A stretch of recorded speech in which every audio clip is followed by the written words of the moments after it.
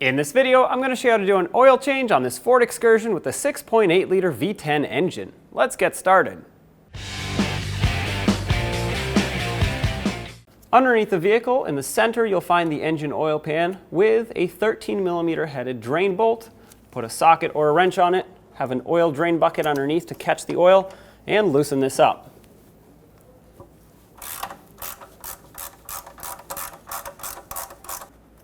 Hold pressure on it so that on the last thread you can pull it off quickly and avoid splashing.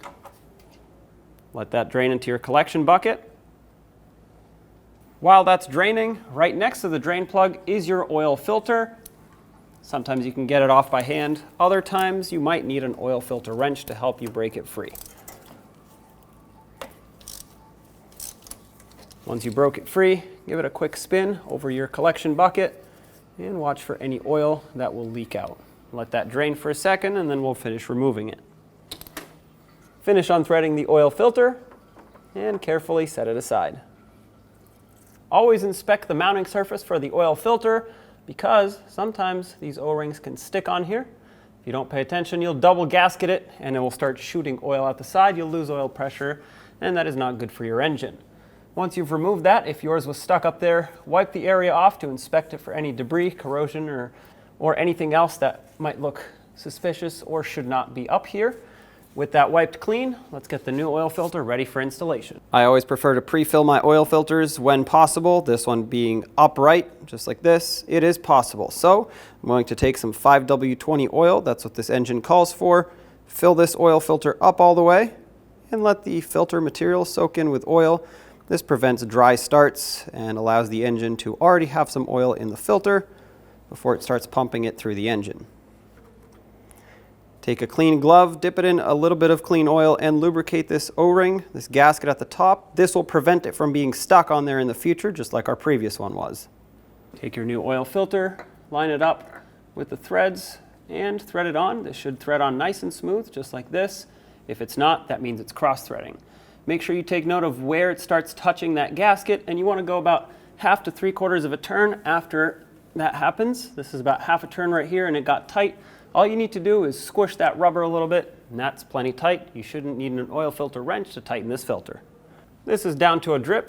Wipe off the area, and let's plug it up. Inspect your drain plug and gasket. If it needs to be replaced, replace it. These ones that have a rubber O-ring on them can be reused a few times. Thread this back on. The torque on this drain plug is 17 foot-pounds. Under the hood, you'll find the oil filler cap on the passenger side, front of the engine. It's going to say engine oil on it. Remove this by turning it counterclockwise and setting it aside. Put a funnel in here so you don't spill everywhere. The total capacity of this engine, the 6.8 liter V10, is 6 quarts of 5W20 engine oil. So put the rest of your oil in because this includes whatever you put in the oil filter as well. Here's our last quart.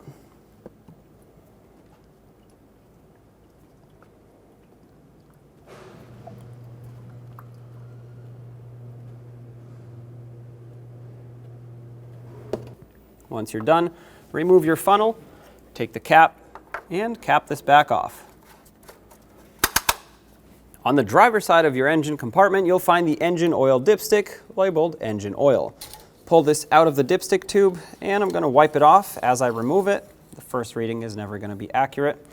At the end of the dipstick, if you look closer, you'll see 2 dots. This is the minimum line and this is the maximum line. You want to be somewhere in the center, preferably if you added all 6 of your quarts, it should be right at the full line. So when we dip it back in, this is where the oil is going to be. Keep in mind, if you haven't already started your engine, it may be a little bit over. That's because it hasn't circulated through the filter and the engine yet, but it should be right about at the full mark.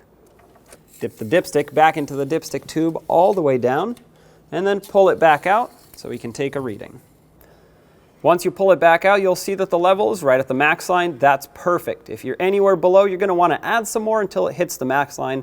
Of course, make sure you stay on a flat level surface when you add oil so you can accurately measure it. If it's anywhere above too much, you're going to have to drain. So this is good. At this point, we can dip this right back in. Put this back into the dipstick tube, At this point, you're all set. Write yourself a reminder for your next oil change and take it for a road test. When only the best will do, demand TRQ. The only company that lets you view before you do. TRQ is committed to offering the highest quality aftermarket auto parts that are engineered for peace of mind. Thanks for using and viewing with TRQ.